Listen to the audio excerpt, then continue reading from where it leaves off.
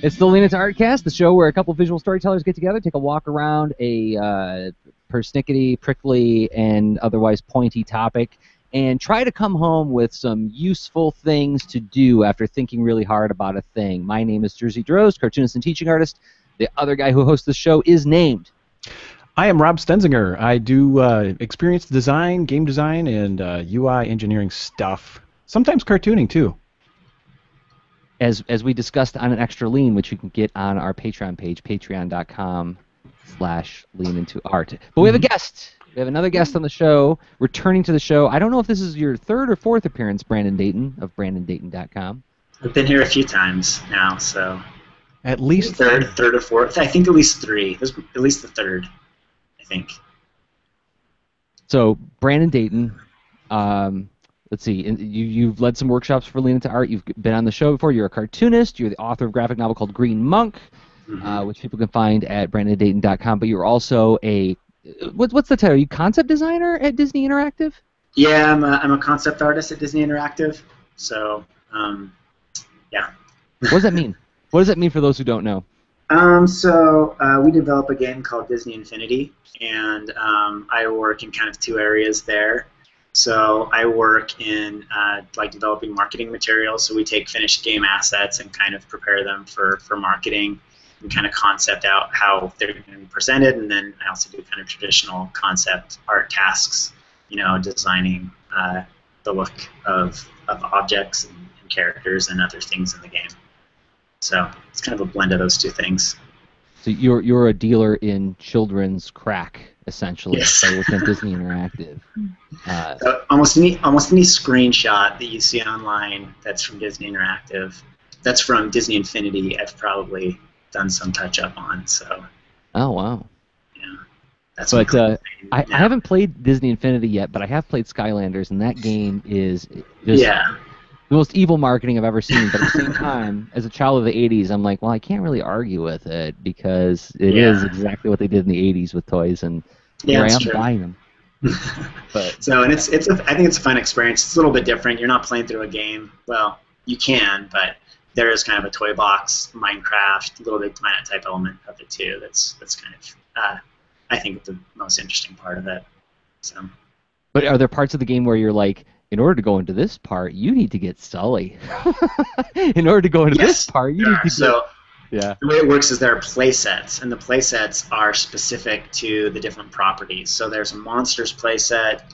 You know, there's what else do we have? We had Lone Ranger and gosh, why am I blanking? In Incredibles and maybe Toy Story. I can't remember the others. And Toy Story, yeah. So each of those play sets, if you wanted to play in the play set appropriate to those characters, you needed to, you know, have the characters for those. But then the toy box, any character can play in the toy box. So that's where you get to really mash up everything. You can create your own games and levels and things like that. And a lot more coming out with Infinity 2 this fall. Some really cool stuff they're doing with the toy box. You can really create full end-to-end games within the toy box. So it looks to be really exciting. I saw some of the designs for the Marvel characters that are appearing in the game, and they look really good. Pretty cool, huh? Well, actually, when I was looking at it, I was like, boy, I wish the comics looked like that. Yeah. Anyway, but you also do your own illustration, and that's going to tie into our topic today, this idea of drawing with improved accuracy and improving your visual memory. But before we kick into that, can we talk about some of your art real quick, Brandon? Can we talk about that Batman piece that you did recently? Oh, sure, yeah. I'd love to, yeah. So what this was like Batman 3000 or something that you were... Yeah, I called it Batman 2000. I just had a concept for a Batman poster. I've been trying to think about, like, I wanted to kind of do a take on Batman that was an original take that I could feel like was kind of my take on Batman. So I kind of last year I concepted out this idea of Batman with kind of this, you know, the glossy mask and the cape, and so I just wanted to do a poster of it, and had this kind of vague concept of like a you know, 70s movie poster type feel to it, and then just kind of banged on it until it worked. And this one took a lot of banging to get it to work. So to do a lot of research on car. I'm trying to get better at doing cars and things like that. So this is the first time I did a car where I'm like, okay, I'm not embarrassed of that car. Oh, that's funny. That is funny. Because I looked at it, I was like, oh my god, he's so good at cars. Oh, thanks. But yeah, it's an amazing piece. It's an awesome composition. It's really cool designs, and I'm just like, as I'm looking at it, I'm like, please, DC, do an Elseworlds and have Brandon do this so I can read it because it looks amazing. So what's funny is this is there's no current Batman, so I'm a bit behind, right? So on the what's happening latest on the comic shelves, but like there's no Batman story going on with this that was behind it, because I mean I'd seen this work and it's an amazing piece, but no thanks. Huh. Yeah, just kind of a concept. I know that I heard after I did this, I heard stories. Someone did a design for what they were calling Rockabilly Batman, and that got really popular, and they actually started a series with that. But because I'll tell you something, on Free Comic Book Day, there was someone standing in line that I could have sworn was dressed like this. So maybe they saw your poster. Like I'm not kidding. Like I'm like, wow, there's something cool going on that Brandon's tuned into. And, yeah, maybe. Yeah, inspiring. All right. All right, so Batman 2000 you can find at BrandonDayton.com. You can also find his Pokemon Presidents. Thanks. Which are pretty amazing, too, where you're reimagining original Pokemon as American presidents. Which, I mean, the whole idea did originate at Comics Are Great last year. I don't know if you remember that, Jersey. But I was at your place, and you've got all the magnets with the presidents, and I was like, wow, what if, people could remember the presidents as well as they remember all the Pokemon. And it was just like, bing. So. That's pretty good. I forgot that story. That's right. Next to my front door is like on our closet. There's a metal door, and we put magnets of all the American presidents on there. So. Oh, that's so funny. All right, well, we got to get to topic. And before we get to topic, we have an intellectual warm-up exercise that we call the curveball. And that's a question without an answer. It's a question designed to make us say, I don't know, let's chew on it for a second. And in chewing on it, we warm ourselves up to take on the 10,000 feet up part of our topic discussion. So let me ask you guys, both of you, do either of you have a curveball lined up? Because guess what? I don't. I was chewing on one.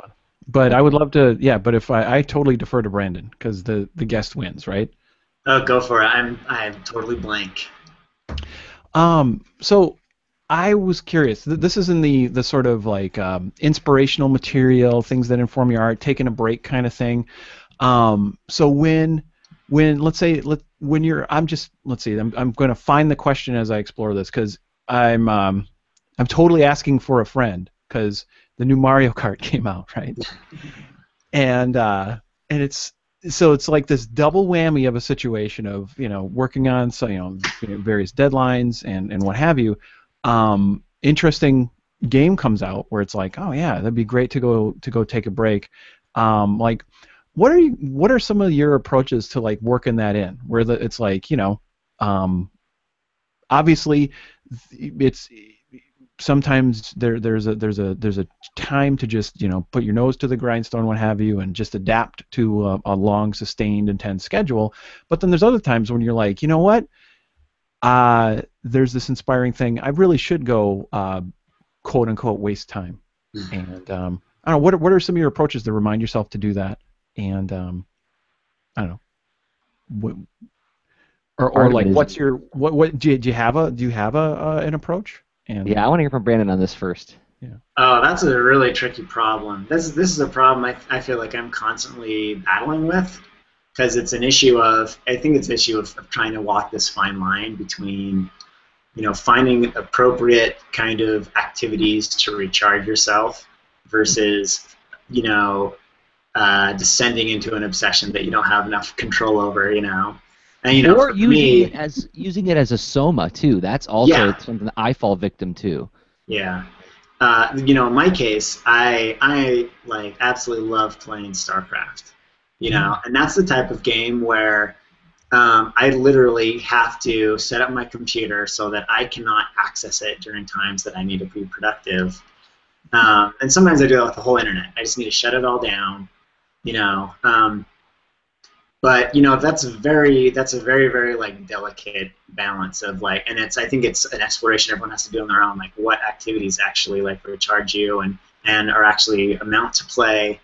But I think it's allowing yourself as well. So like, my family and I, we just got a bunch of chickens, so I've been doing a lot of projects for the chickens lately, and it's very easy to say like, oh, this isn't related to art. I need to spend all my time on art, but I think there needs to be time that you spend like disconnected, playing, unstructured.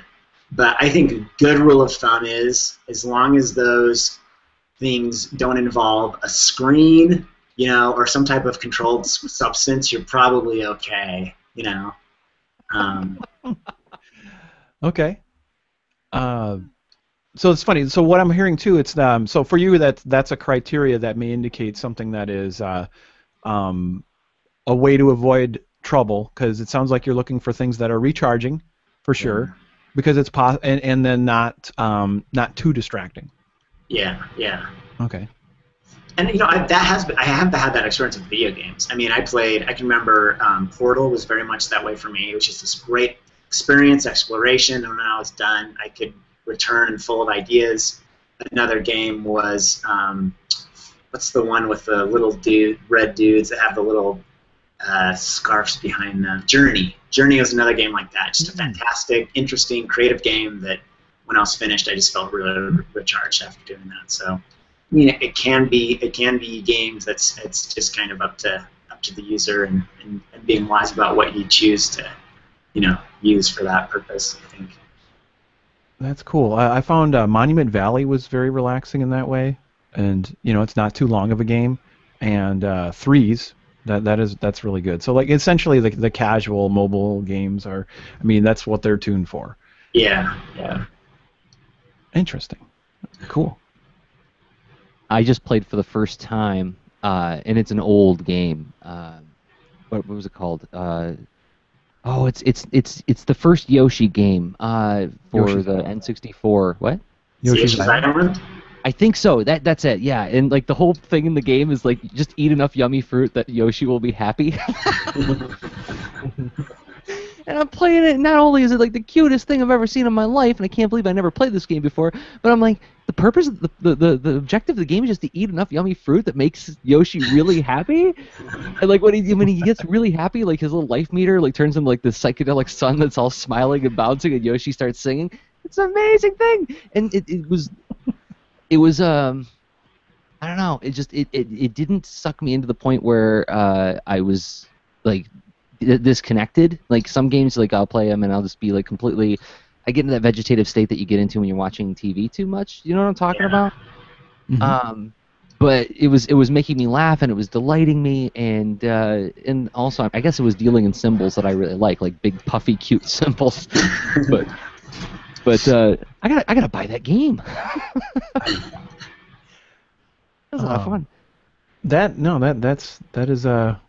That's good stuff. I mean, like obviously, like I mean, I do take time, but I always like to hear it's like I mean, some people will use like a Pomodoro method of taking a break after the Pomodoro method being named after that whole tomato timer thing. I guess I'm guessing Pomodoro is Italian for tomato. But it's the classic, on the kitchen counter style timer. But people ascribe this method where you just take a break after whatever that your pace is. It's like 10 or 15 or 20 minutes, and then it's like a short break, but it's timed, and so you can pace yourself, and it's no big deal. Or so I was always curious, like others' approaches to that kind of thing, and. Well, I also like what Brandon said about it being an unstructured activity too. But at the same time, unstructured activity can also mean no activity, right? Yeah. So yeah, just going for a walk. Oh yeah, that stuff's fantastic. Yeah, that's something I need to be doing more of. Because this is the time of year every year where I'm kind of scattered really hard because I'm always deadlining the same project this time every year, plus deadlining Kids Read Comics, and I noticed that, like, I just had my weekly phone call with one of my best buddies, and he called me. He's like, "How you doing? What'd you do this week?" I'm like, "I don't even know. I don't know. You know, I had to think really hard to like recall what happened last week, and I was like, you know, I bet I would benefit from solitary walks again. I just made the time for them. But that's it. I mean, see, I guess that's the where I'm most curious is like because you guys got kids and jobs and other interests. You know, how do you fit in a walk? Where does that go in the day? Jeez. Yeah, well, it's actually I do find it pretty easy, like during my day job to be able to take a break and go for a walk overall, but it's something that I need to be mindful about because I enjoy, you know, when you enjoy your work, you can get sucked into it, and it can be part of what it's like pleasing until it's not, and then it's like you feel kind of ground down, and how do you recharge and stuff, and then sometimes it's a matter of like I try to pick things that have, like walking is a really great thing where it's like maybe it's not playing Mario Kart 8, which looks like, and I've tried it and it's pretty magical and I'm slightly obsessing about it, but like but it's great where it has the double benefit where there's something you said that reminded me that going for a walk where it's an unstructured activity where you can have that sort of the relaxed attention where you're not necessarily pushing at what you're trying to create, but all of a sudden some part of your brain is working on it, and then you can come back to it like not only refreshed and more relaxed, but then better equipped also to solve whatever you're currently working on, which is something I was reminded of in the book I read recently, Creative Confidence. Yep. Well, I think that. Do you feel like we walked around that one, Rob? Oh, totally. Yeah, it's sounds like you guys are like me. We work at our desks for too long. So, I'm in good company. All right. Well, with that, I think we should talk a little bit more about working when we go 10,000 feet up. Discussing the topic in abstract. Walking around it, looking at it from every conceivable angle, see if we can discover some new hidden dimensions inside of there. And this episode's topic is, as I talked about earlier, visual memory and drawing with better accuracy. And this is something, Brandon, that you talked about at the Ann Arbor District Library recently. Yeah, that's right. So this is kind of just been a thread of study that I've been following for probably the last 6, 7, maybe 8 months. And I'm just trying to, I guess one way to come at it is that, you know, sometimes I get really frustrated trying to find how to study art, that things sometimes just get much too vague. You know, it's kind of like you hear these things that, oh, you need to go to figure drawing. Oh, you need to draw a lot. But there's a lot missing as far as like, how am I supposed to spend my time when I'm doing those things? You know, and I think it's kind of tantamount to saying to someone that's studying piano, go play piano a lot. You know, and the fact is, someone that's learning to play piano or any musical instrument, they need to know what scales to play, and they need to have some sort of theory. And I think it's helpful to know that when you're learning any skill, but in this case with drawing, you aren't just learning how to do something with a pencil, but you're training your mind to do something. And so it's really helpful when you are approaching figure drawing or you're approaching sketching to think of, what am I training my mind to do in this situation? Like, what is the specific skill? And there are many of them that I am training my mind to do. And so the last little bit I've really been looking at, I stumbled on some kind of academic papers that talk about components of drawing, and they pointed out, you know, visual memory and visual perception. So those have been the two that I've been trying to chase down and try to study and experiment with different ways of trying to approach them and get better at those things. And as I've been doing it, I've kind of found that all the artists that I admire, I find evidence that they're very, very good at those things. So, and then, you know, the Kim Jung-ji example is an example of someone that's clearly extremely good at visual memory. But it's still a concept that's applicable to, I think, art in general, as far as being I'm good. gonna see while you talk about this, Brandon. I'm gonna see if I can pull up that Kim Jong-ji video so we can. Okay. Yeah. Because could you just? Well, I'll see if I can screen share right now. And this won't be any good for anybody listening to the audio after the fact. But I'm gonna hit play on this and see if it plays on the screen while you describe what this guy is doing. Okay, here we go. Okay. So Kim Jong-ji is a Korean artist, and he draws completely from memory. And doing research on him, I mean, he came to a point as an artist where he just discovered that it wasn't necessary for him to use structural drawings to figure things out. So and I think the natural response to looking at something like this is to be amazed, which I think is totally appropriate. But then the secondary response is to say, "Oh wow, that's something magic." And so I think as artists, it's far better for us to look at that and try to break down, okay, what must he be doing to be able to do this? What skills has he developed to be able to do this? And as I've been chasing down, sorry, go ahead, Rob. Well, yeah, just I want to describe for the benefit of those on the audio podcast is that essentially we're watching a gentleman that is we have a camera over his shoulder. He's doing some really rapid, probably it looks like some kind of brush marker. It's a video on fast forward, so I'm not sure actually how fast he's drawing in real time. But this is drawing a complex set of objects, which includes a vehicle that's partially disassembled, and some people that are standing near it, and one person standing near, one person that's working under it. And so it's some complex perspective on both organic and inorganic, with a almost like, and so like this isn't just like a bubble car here. I mean, he's got there is like the fender is removed, the hood is removed, and we're looking at interior pieces.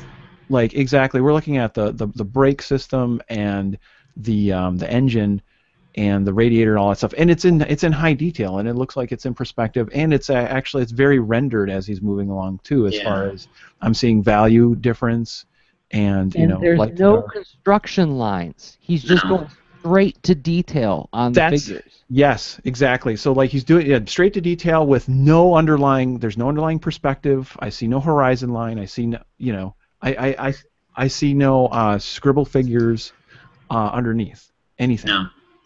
And so I think kind of what I think is it's useful for us to approach this. Useful way for us to approach this is to kind of steal the line from the Edge.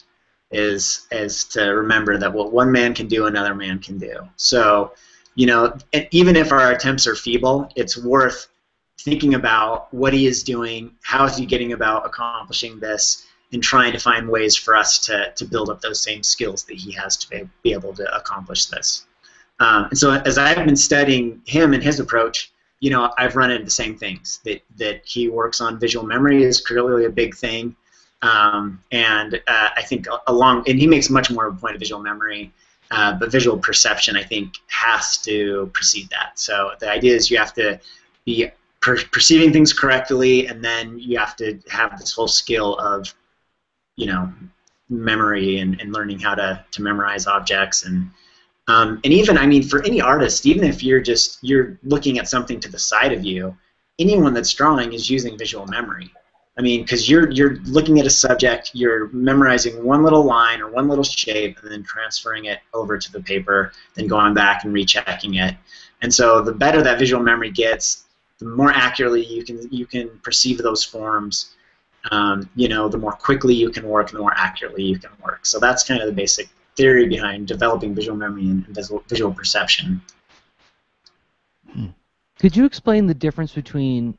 Because this was something you said in your talk that I thought was like really hit me between the eyes. It was and I should say this is the first talk at the Ann Arbor District Library Comics Forum where I was like feverishly taking notes as I was posting the thing. Like, oh my God, this is good. But you said there's like a difference between seeing something and perceiving something. Okay, yeah. So I kind of discovered this early on as I was trying to do my own studies and trying to be accurate. I found that I was very, very inaccurate, and so I was doing these very simple studies where I would just find an image of like a cardboard box, and I would try to draw it as accurately as possible. And the angles would just be totally off. And so I started researching that more, and there's this there's a couple of steps that are going on when we see something. So we see something, and what light comes through and hits these like sensitive receptors on the back of our eye, and then that transmits to our brain. It transmits that image to our brain, and then our brain has to make sense of that. So we see objects, and then our brain has to make sense of the objects. And so if you actually think, to take an example, when we look at, say, a chair, you can take a chair, you can turn it around from multiple different angles, you can turn it upside down, and you're going to be able to tell that it's a chair, and that's because our mind is making sense of those images. Even though when you think about it, the chair from those different angles are these drastically different images and different angles and compositions, but our mind makes sense that that's a chair, and it's something called object constancy, that we can see something, move it around, change angles, and our brain still says, oh, I know what that is. We understand it in kind of an abstract way and in a three-dimensional way. And this is obviously very necessary for navigating our world, but it becomes a problem when we're trying to draw something accurately. So there's this thing called phenomenal regression, where basically that sense of an object's true shape, its three-dimensional qualities, competes with what we're actually seeing. So it will actually distort how we perceive an object. And kind of one of the classic ways you can see this is, say there's a soup can, and there's that ellipse that's the top of the soup can. Our tendency is to perceive the top of that soup can as being more circular than it actually is, because that part of our brain that understands that shape in 3 dimensions is thinking of its circular qualities. And so as you're drawing that soup can, and you're drawing that ellipse on top of it, people have the tendency to make that larger.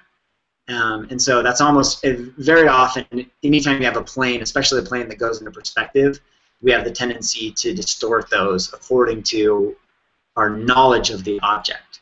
So I kind of make that point to say that it's not a given that you're always perceiving something correctly.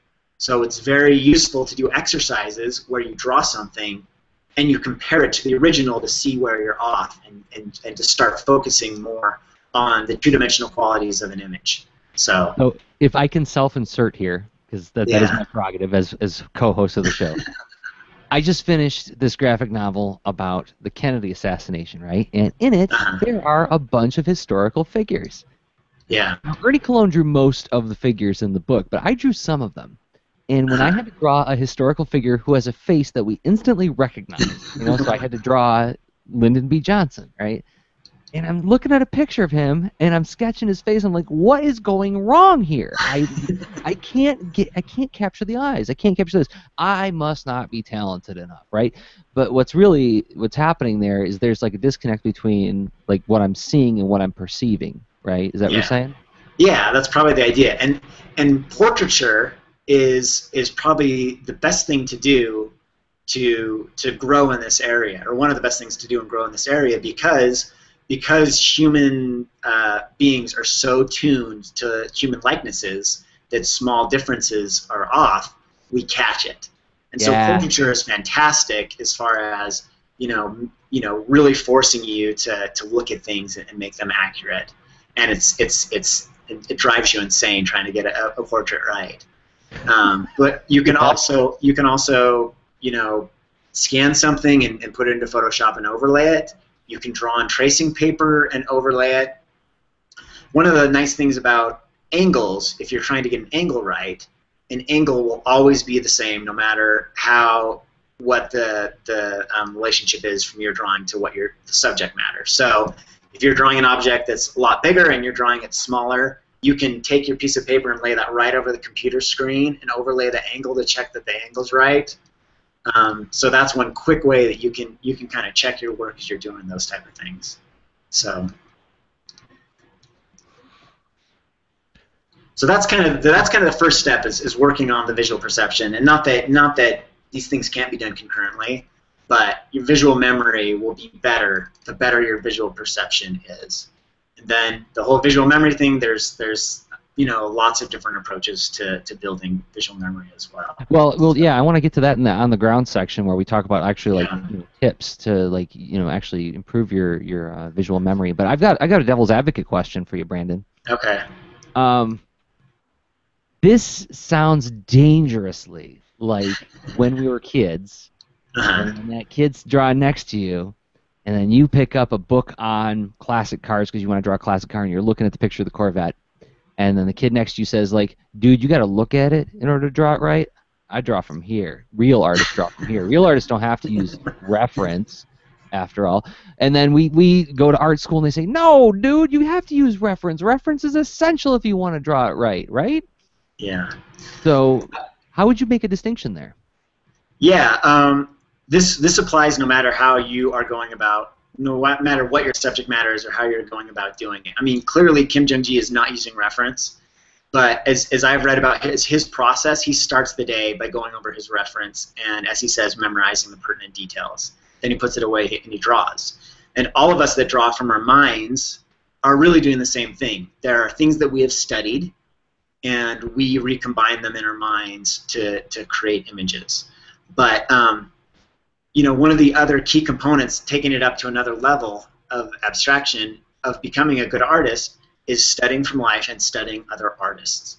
And you are going to be much better at doing those things and understanding the principles behind them if you are perceiving correctly and you're remembering correctly. You're going to be much more efficient. So I can go and study a Mobius, and I'm going to be doing a much better study. I'm going to be getting much more out of it if I actually know what I'm studying. So, yeah, and then you store that all in your brain, and you're going to have better material to recombine into cool ideas. So, yeah.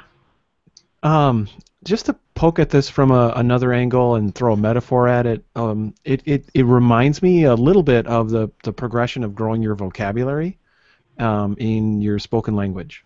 So it seems like you could express more complex thoughts more reliably and precisely as you have a greater ability to draw upon a deep vocabulary, and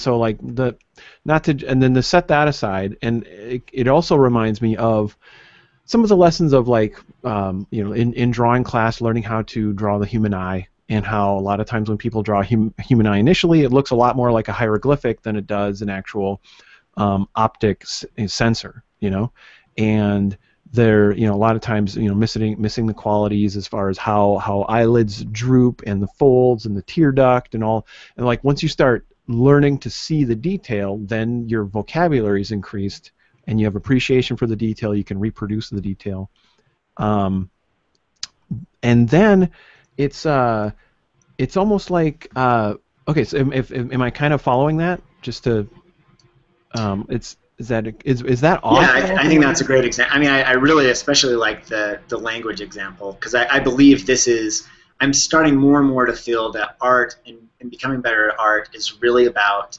refinement, it's about subtleties, it's about tightening up what you do as an artist. That it is, in some ways, it's about increasing your vocabulary, about, getting much more detailed and accurate with your perception and increasing your understanding of the subtleties and so yeah. Devil's advocate-ish. So I feel like I'm on track, and this seems maybe an interesting question. With would this potentially harm my ability to abstract and go into the realm of cartooning? That's a very good question. This is one I don't know if I've explored enough, but it even applies not even in cartooning, but just as far as constructing things in 3D, because when you are focusing on visual perception, you are very much focusing on the two-dimensional plane and making sure the relationships are accurate in 2 dimensions. So that's something that I feel like I need to explore more. I feel like as far as cartooning is concerned, it may not be an issue. I mean, if you're studying another cartoonist and you're studying their style, again, if you're perceiving and remembering accurately, you're going to be or remembering their style accurately, and then within your brain or on the paper, you can play around with how you want to change or modify things. So, it's kind of an area I haven't played around with too much. I mean, I feel like I'm still so new just to the concept and still struggling with the basics of this, that it's everything I feel I'm doing right now is looking real ugly as far as involved with these studies. So I would like to get to the point, though, where I can get to abstraction and start seeing it benefit things dealt with in a more abstract way, but I don't feel I'm quite to that place yet. So, for the record, I disagree with the premise of my own question, so thank you for responding anyway. But isn't that the definition of a devil's advocate question? Like, yeah. I don't agree with this, but I'm advocating for the devil here. So yeah, it's the I can't see how it would harm cartooning. Because you could choose to use a high English vocabulary in your prose, or you could go low English and all slang or what have you. Nothing inherent about the knowledge stops you from. And my hope is that as a skill as it develops, that it becomes a tool and a problem-solving tool rather than something that forces you to think of things in certain ways. You can draw something and still think in 3 dimensions and things like that, but that it can help you to solve things. Like, why doesn't this look quite right? And you can refer back to the reference and just understand it in a better way. So that's my... Another way, a way that you phrased it when you did the talk at the library, you led with this, and this is where it just lit me up. As you said, have you ever noticed that sometimes when you draw something very, very well, a lot of times it turns out to be something that you have a very clear picture in your head of what it was going to be. Yeah. And when you struggle, oftentimes you can't quite picture what you want it to be. And man, oh man, when I heard that, I was like, yes, I have noticed that. And I just thought it was a situation where, okay, well, the things that I can easily visualize are things I practiced a lot. So therefore, I just need to practice the things that I can't visualize very easily, right? Yeah, and I think that's that same principle. That's that kind of building your visual catalog type thing, right? And I think for guys like us that have read a lot of comic books, I mean, I think we know how the deltoid and the bicep all work together pretty well. I can visualize that pretty good. But it's simply a matter of how are we getting that into our brains into a solid enough place that we can reproduce it. And I think if your visual memory is not as strong as it could be, last year I spent a month just studying horses, and at the end of that month, I mean, I was better, but now when I go back and think about it, I think, could it have been more efficient if I had an approach to it that was more focused on really building that visual memory, like in a hardcore way. Which, by the way, I when we get to the ground level, I might forget this, but one great way of assessing this is to draw in your sketchbook and draw without guidelines, and take several subjects and try drawing them without doing any construction lines. And that's a very good way of seeing, oh, here's the things I do well, clearly, and it's a great way to challenge yourself after you study something, say, okay, I'm going to try to draw this without, and you can actually practice visualizing something and trying to work out the visual issues before you put it on the paper. So, drawing without construction lines, God, that sounds terrifying. Yeah, it's not pretty. At least in my case, it's usually not pretty. Oh, I mean, that's like confronting who you really are. Yeah. I don't know if I'm man enough for that, Brandon. But no, this is what excites me about this stuff. What really excites me about this stuff is how terrible I am at it. Because it tells me, like, okay, there's something here. There's something here, and I feel like I'm little by little getting better. So there's something here. That's all I'm saying. This is one of the things I think is so utterly just charming about you, Brandon, is how excited you get about like the way you said, like, I'm terrible at it. Like, you were so excited about the notion of, like, there's something new I get to learn how to do. Yeah. That's awesome. Oh, thanks. Yeah. It doesn't always feel so awesome. Well, no, but I mean, it doesn't, no, right? I mean, like, learning anything is, like, really, really scary and tough, and you find out, like, oh my gosh, I'm weak at something, and that's never a very good, comfortable place to be. But the headline that you put on that is, overall, I'm excited about this, right? I just feel this way. There's all these amazing artists, and I feel like, oh my gosh, how am I ever going to get to that point? And it's just a great feeling to look at something and be like, here's a path. This path could lead me there. You know, okay. Granted, the path is straight up, and I you know, have very weak calf muscles, but you know, at least I know the direction to go. You know, and so that's a good feeling. You know. Yeah. So does that mean that it's time to go on the ground, Rob? What do you think? I think so. How do we get up this straight up path? All right. Well, then I'm going to try to pick something cheerful to segue into it. Even though this music is about sorrow, we're going to nosedive and go on the ground. And we've talked about the topic in abstract. We've justified why this is a worthy subject of study. So now, what do we do with it? How do we put this stuff into practice? How do we put it into action? And Brandon, you said something about we're going to learn some, or you had some methods that you've been practicing. Okay. Yeah. I have been doing a lot of experimentation. So this is actually going to take us under the ground. This stuff feels like you're digging with your hands through the earth. Watch out for the corpses. Yeah. I've tried to invite some of my other coworkers, like, hey, try some of this stuff, and they're just like, no, that's... So, some of it, I'm going to tell you right now, is so boring, it's going to drive you insane. But it's also really, really challenging, and I think it's good for you. So it's kind of like Bran, I guess, something like that. You know? But even one thing I read that Kim Jung-gi said is he makes a point about it's necessary to do the bitter work. So there is a difficult work involved with doing this. So some ideas to start with. I think the broad suggestion is in any drawing exercise that you're doing, focus on accuracy. So if you are doing figure drawing, if you are drawing whatever you're drawing, focus on accuracy and check your work. So this is when it is good to draw from digital reference, where you can scan something in, overlay it, see where you're off. It helps to start very, very simple. Like I said, I've done exercises where I try and draw. I'll do a Google search for a box, and I'll try and draw a cardboard box accurately. So it can be very, very simple things. I gave the link to Jersey for the Quizlet flashcards that I've been doing, and this is one thing I'm still kind of experimenting with, but I think there's something here. And there's a couple components to visual perception of an object.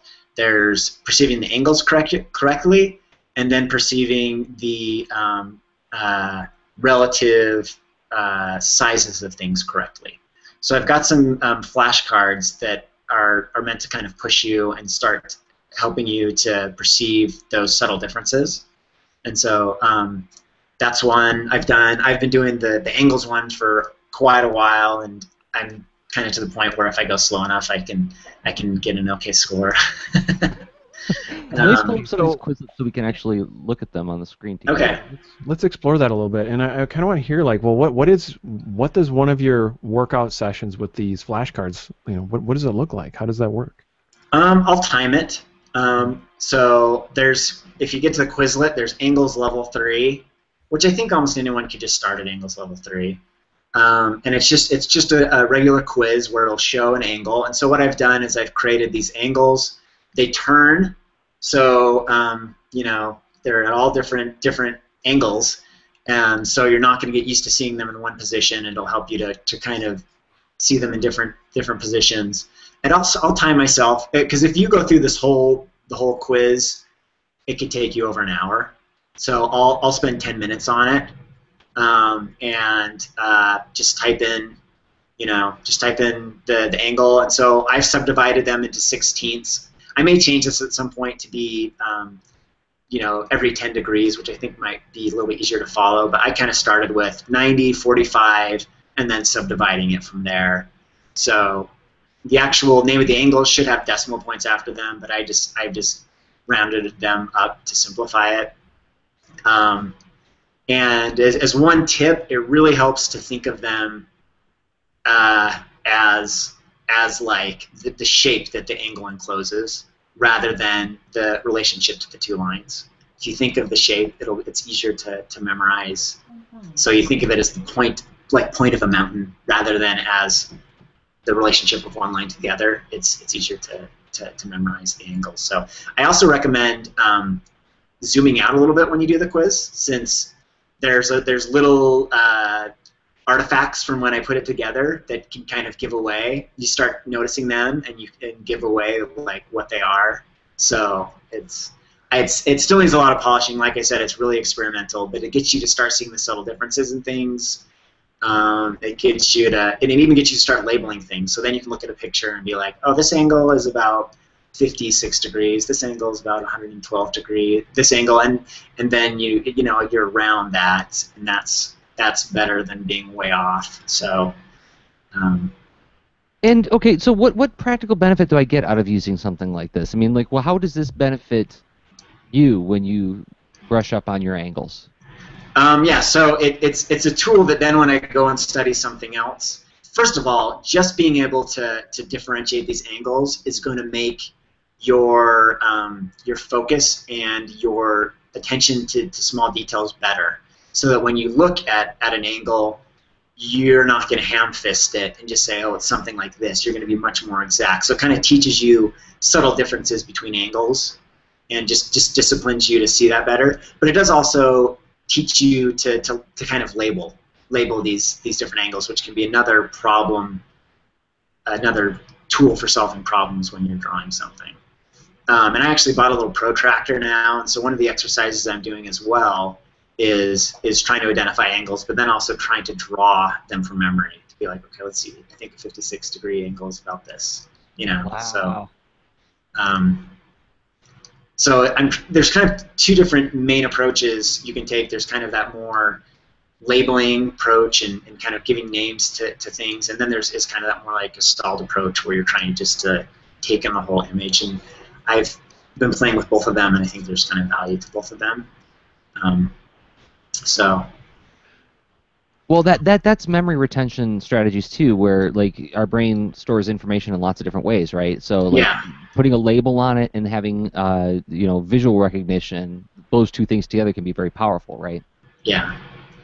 Well, I don't know if you heard it. Actually, I just started the quiz cards, and I left the audio on by accident, right?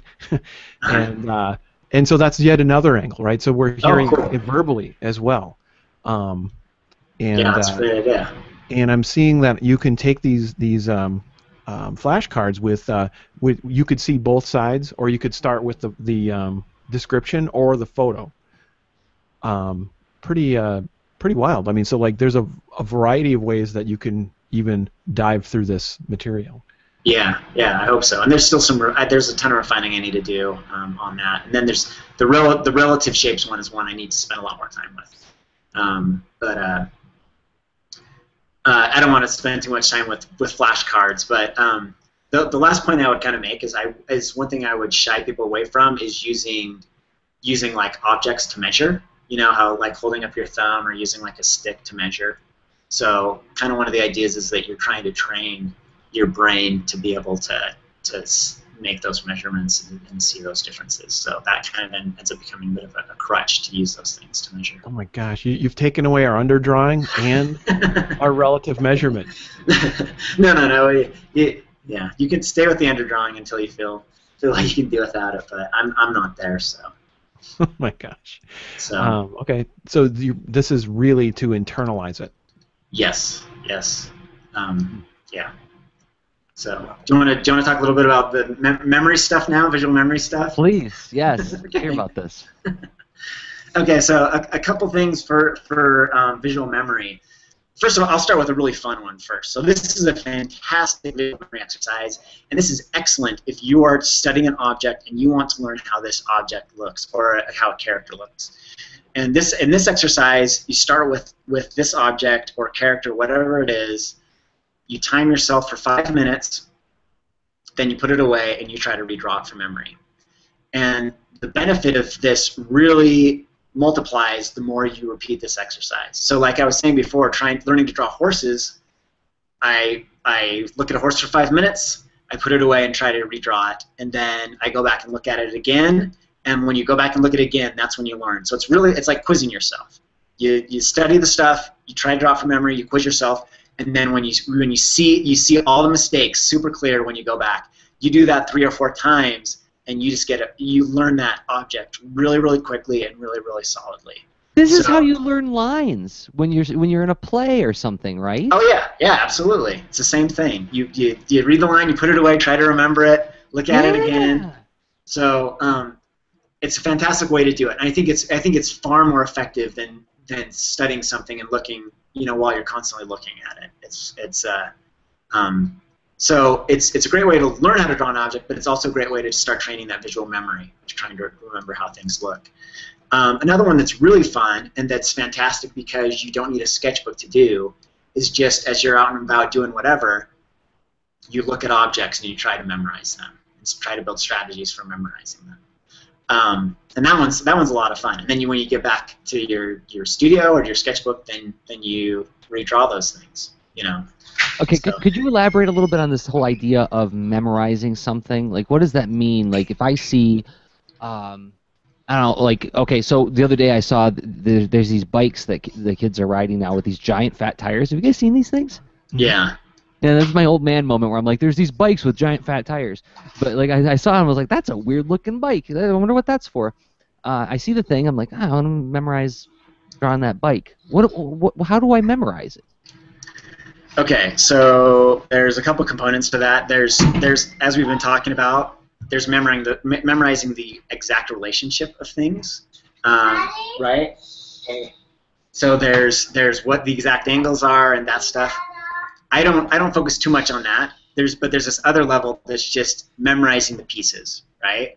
So it's just like it's the same approach when you're drawing. It's what's the largest object, what are the pieces, how are they related to one another, and it takes some time to get used to the process and build some strategies because you start realizing, oh, I needed to pay attention to this detail. I didn't pay attention to how far this thing is from this thing, how many of these things there are, and so this reminds me a lot of information architecture when you're studying the concepts related to essentially like a body of material or knowledge surrounding something you want to let's say you want to publish a large document or what have you. How is it organized? How do the different parts relate?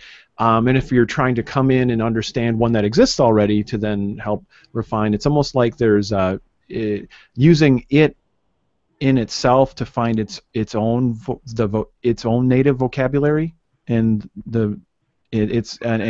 how do these pieces within it relate to these other pieces within it?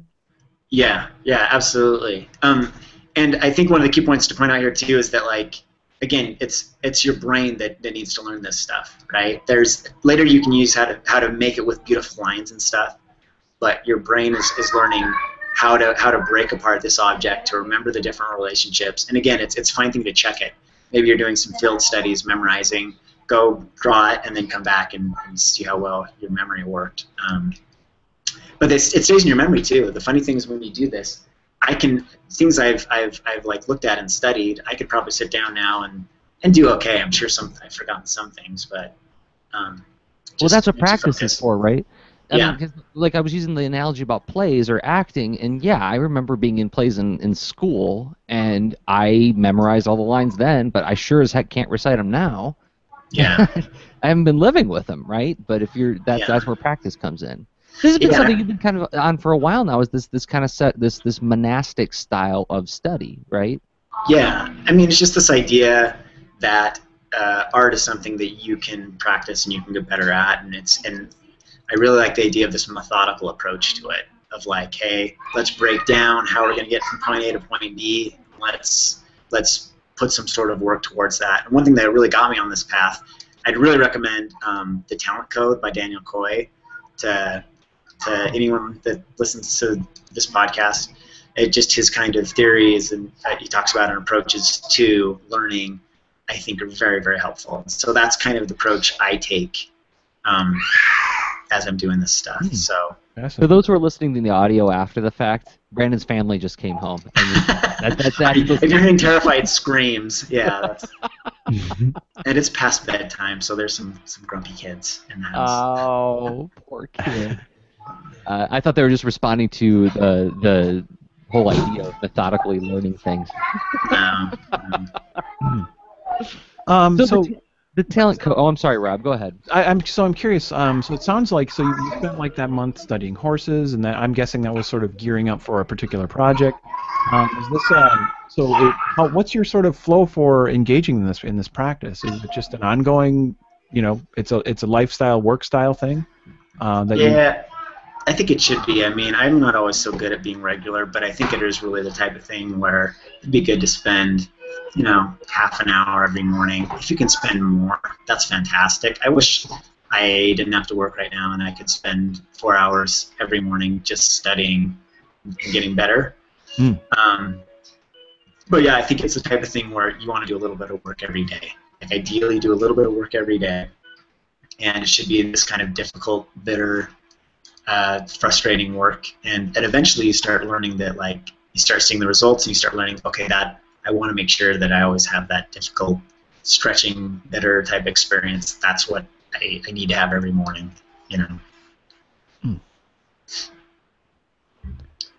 Sometimes I don't do it though. Sometimes I'm just lazy and I'm just gonna start working.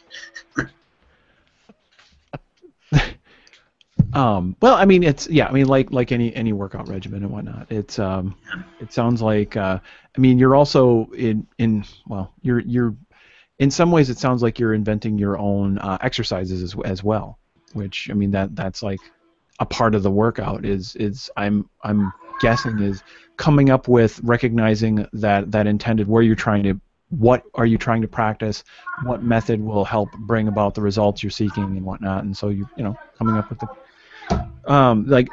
these two approaches sound really awesome, and honestly, I feel like this is like a quest waiting to happen. Oh yeah, actually, Leland's Art Quest. Yeah, exactly. Okay, well, I want to throw another devil's advocate question at you, because you talked earlier, Brandon, about like how recently classical art training is fill up sketchbooks, keep them going, and something we've said on the Linux Art Cast many times is make lots of mini comics. Just make lots of mini comics. Mm-hmm. Yeah. But there's this implicit suggestion that production equals learning, or at the very least evidence of learning, right? Yeah. Even the parents of some of my students come to my classes and they're like, "What's he got to show for his time today? Come on, what did he do?" What you're suggesting is there's a lot of contemplation going on, right? That kind of flies in the face of what we've been taught. Yeah, this is kind of one of the main points of Daniel Coy's book, Talent Code, is that I can't remember the exact word he uses for it, but the idea is that 10,000 hours isn't enough, but that it has to be this focused, dedicated practice. That's the stuff that makes you get better at what you do, is the stuff that's really pushing your mind to change and grow and shape. So it has to be this practice where you're outside of your comfort zone, where you're pushing yourself, you're doing things that you're not familiar with. That's the stuff that's going to make you grow as an artist. So I think drawing a lot it's kind of a shotgun type thing. It will kind of just make you better because you will do some things, but if you want to progress quicker and get better, and the most important ways, you want to make sure you're doing something focused and directed. So that's kind of the main, I think, concept that I think we need to be taking more into art education is making it a little more regimented. I'm gearing up to teach a teen class this fall, and I'm wondering if I should try this with my teens.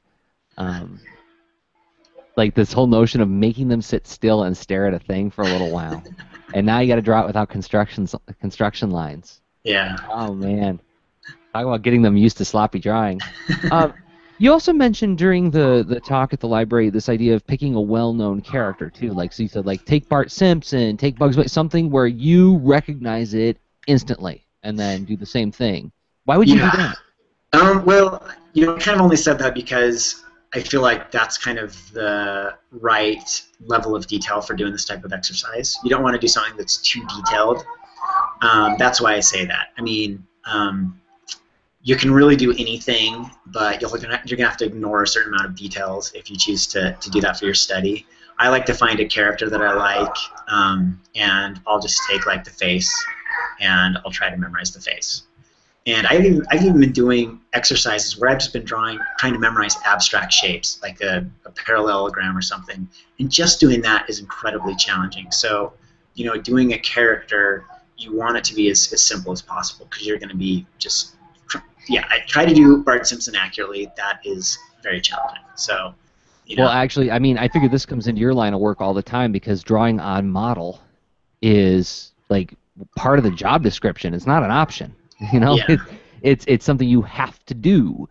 So yeah, and usually I'm kind of concepting things out, so I have a little bit of I can fudge that a little bit, but they have to at least be recognizable. Yeah. But just because I am spending time doing this anyway, I've tried to spend more time being like, if I'm going to draw this guy, I'm going to try to draw him as accurately as possible, try to get as close to being right as possible. But yeah, absolutely, if you're going to be doing animation or character design, you got to be able to do this, and you got to be able to replicate a character accurately. So, in comics, I mean, yeah. Even in comics, yeah. I mean, like, I think when you're doing your own stuff, you have like a little bit of leeway there. Yeah. But still making sure that they're at least recognizable from panel to panel, so as not to change the proportion. Yeah. Oh, poor kid. It's late. It's adding texture to the show. I empathize too, but we have wild bedtimes as well at our house, so that's it's transitions. They can be hard. But like much like let's see, we're thinking it's honestly that's a form of early focused and directed practice, right? Getting a bedtime going. But one thing that I started to hear you guys list is like there are a few there's a couple of interesting benefits that come out of this, and it being on model with client work, with your own work. I mean, what are some other things that happen? Because it's just the general practice of getting better. Is it speed? Are you more efficient too by? Yeah, there's definitely an element of quicker layouts. If you're laying out something, you're going to be much quicker because part of what goes along with this, as we've discussed before, is the ability to create a much clearer mental image of what you want to draw. So, I mean, when I do a layout, I draw something and I fix it and I move it around and I change it a million times until it looks right. And as I have sat over the shoulders of people that have been doing this a lot and are really good at it, their layouts tend to get right to the point a lot more quickly and a lot more efficiently.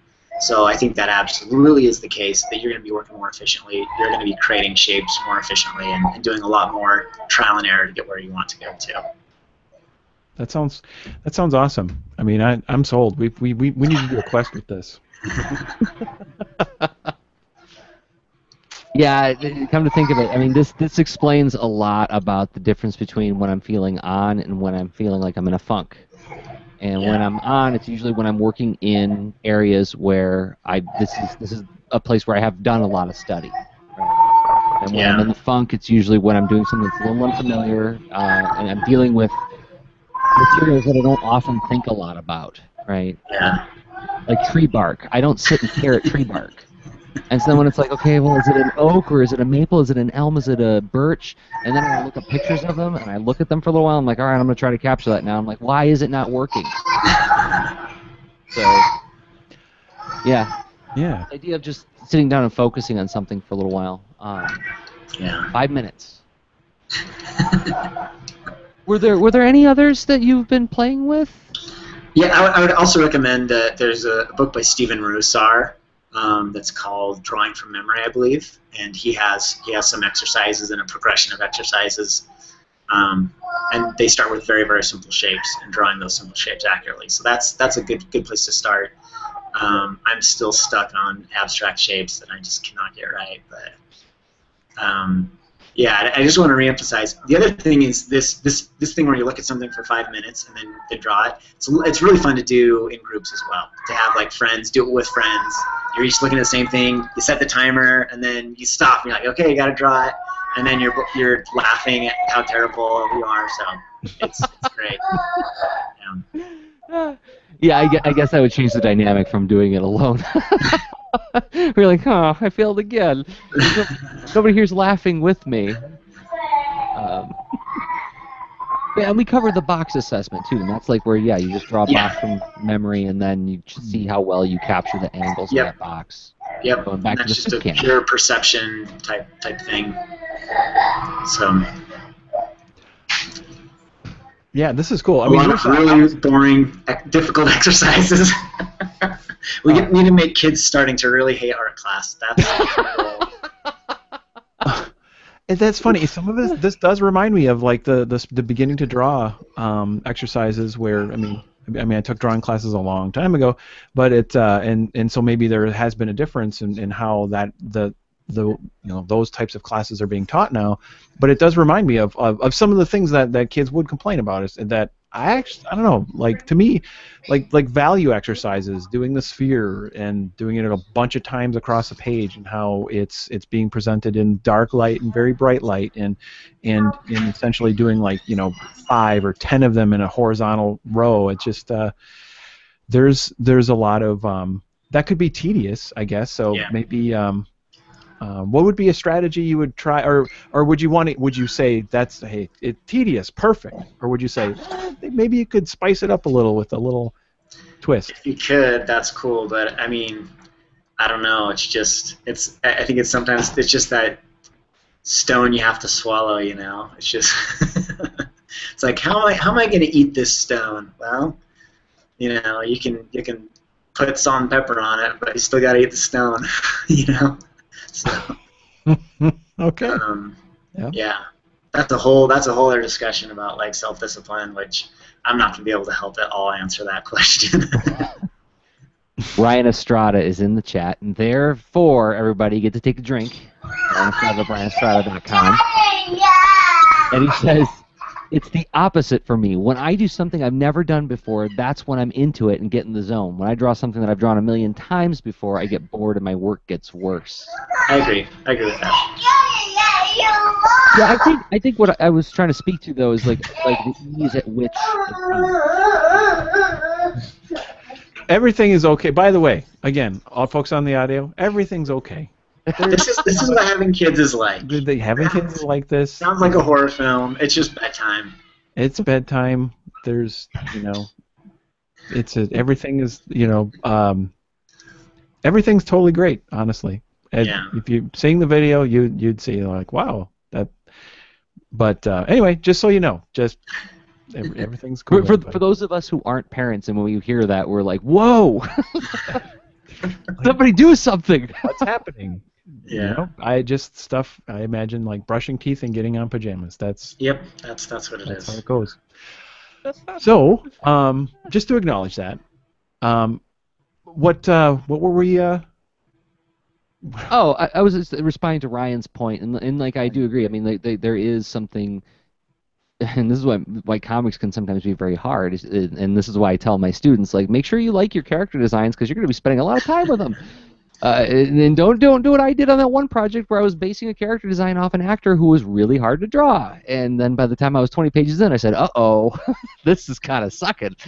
And maybe one thing I would recommend is with some of these tedious exercises, I mean, try to see how much endurance you have for them, but then take a break. Some of these shape exercises, I've redrawn a shape 10 or 12 times, and it's still not quite there, but I'm like, I'm going to move on to something else because, it does get tedious. I'll come back to it. I'll come back to it at another time, but spend enough time that you're growing with that task, I would say. I'll have to post my studies sometime so you can see the boring studies I'm doing. Well, let us do ours first. I'm going to study horses for a while, and then I'm going to post some of my terrible horse studies. Okay. I'll send you the images that I've done memory studies of, so you guys can give it a shot. It'll be fun. It'll be a competition to see who does the worst. Jeez. Race to the bottom. And, Yeah. I mean, and so one theme I'm hearing, not that we're totally doing a dissertation on developing discipline, but like there is an element of, well, it's being realistic that this is hard, and there's the difficulty aspect to it, but like it doesn't have to be infinite, right? So do it in chunks, but also honestly, one thing you've demonstrated for us, Brandon, is like you seem to be reminding yourself and all of us of how the benefits await you, and acknowledging and celebrating them as they occur, which makes it worth it. Half an hour of focus is better than a full day of just dinking around. So, but what I really hope will give people hope and excite people is this idea that, hey, can you give me 1 second? I'm almost done here. Okay. Is that we don't. It's already difficult. We don't have to pile confusion on the difficulty. So let's focus what we're doing. Let's have a clearer path. And we know, yes, it takes hard work, but I don't have to be sitting in a figure drawing session wondering if, like, am I doing this right? Should I be doing this? What am I looking at? What am I focusing on? Going with a clear objective when you are studying of, this is the thing I'm getting better. This is the thing I'm teaching my mind to learn. So. I'm going to hang on to this line. It's difficult, but we don't have to pour confusion on the difficulty. There you go. That's great. So, well, as they said on Dr. Katz, when the piano would play, you know what the music means. So I think that was a pretty good walk around this idea of improving your visual memory and drawing with more accuracy, Brandon. I can't thank you enough for this. Oh, sure thing. And what's the one thing that you hope, like, for the listener who's listening or watching and saying, like, gosh, that Brandon guy, he's sharp as a tack. I'd love to find out more about him. What's the one thing you hope they will check out today? Just visit brandondayton.com. Sign up for the email list where I send out more stuff about drawing and getting better at drawing. It's been a while since I've created any new material, but I promise you I will have some new material one of these days. So. And keep your eyes peeled on Patreon. I've got something that's going to be coming on Patreon kind of soon. Yeah. Oh, really? Yeah. And it's comic-based. Wink, wink. Oh, that's exciting. Okay, when that drops, you got to come back. So okay, I will. Yeah. All right, that's awesome. Oh my gosh, so exciting! It's so exciting that so many of my friends are doing some comics web stuff. Because Dave Roman just launched a webcomic, Starbunny.net. I just saw something about that. So yeah, I'm interested to see how that goes. So. And it's the story of a bunny who works at a milkshake. He's like the president of a milkshake factory, but he's lactose intolerant. So in a hostile takeover, his brother takes over the company, and now he's got to find a new career for himself. It's a fantastic book. Awesome. Yeah. But anyway, yeah, I'm really excited to see. Now you guys are all making me realize I got to step up my game and get a webcomic going too. But okay, BrandonDayton.com is where people should go today. Yeah, sign up for that email list because I mean, obviously Brandon he's got the goods on lots of ways to gain more insights on how do you get better at drawing. Yeah. I'm probably just gonna send this podcast to everyone on my list because I was gonna do like a blog post about this or something, but I'm like, you know what?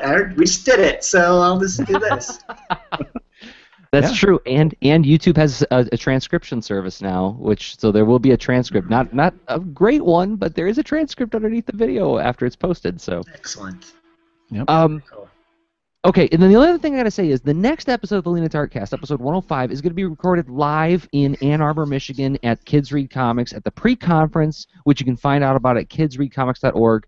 The first LIA Cast recorded in front of a live audience, and you can be a part of it if you're going to be in Ann Arbor June 20th, 2014, right? And I believe that's 4 p.m. Pretty sure. Yes, it is. Followed by the awesome drink at Dominic's, where the public comes out to draw on a wall with all of us. Oh, that's awesome. Were you there for last year's one? Yeah, I was there for last year. That was tons of fun. Yeah. That was so good. Yeah.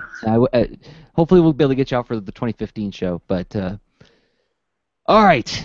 Okay, so unless there's anything else I missed, Rob, if people enjoyed watching the show, a great way to say thank you, a great way to help us out is to give the video a thumbs up. That helps more people discover it on YouTube. If you were listening to the podcast after the fact, a wonderful thing you can do for us is go to this thing called iTunes where everybody gets their podcasts and give us a star review. You don't even have to write a review. You don't have to sit down and think, like, how do I capture into words this thing I feel for the Lean Into Art cast? Don't even worry about it. Just pick how many stars you think we deserve. That helps more people find the show as well. Did I miss anything? Oh, Patreon, Rob. Do you want to tell them about the Patreon page? Oh yeah, and so we do the Lean Into Art cast every other week, typically on Thursdays, except in the case of this Kids Read Comics event that Jersey mentioned. And on the other weeks, we actually do another podcast called Extra Lean, and it's cheeky and fun. It's sort of a hey, well, what have we been working on, and what are, in just off the cuff. Topics emerge, and it's a good time. And you can check out that feed at patreon.com/leanintoart.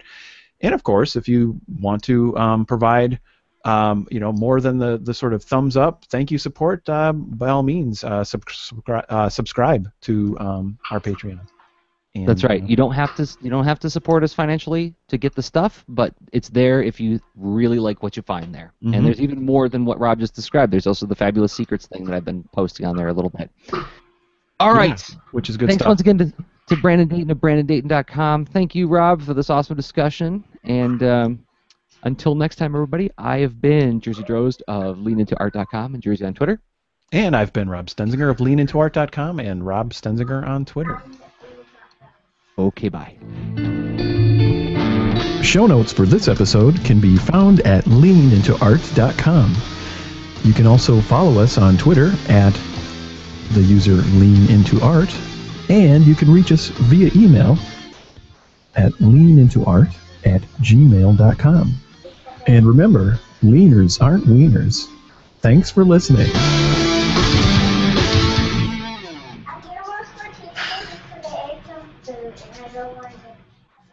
Okay, I'm totally keeping that little bit of audio at the end. All right, I'm going to kill the stream so Brandon can go be with his family. So thanks, everybody, for hanging out with us and watching. Yes, thank you very much. That was fun.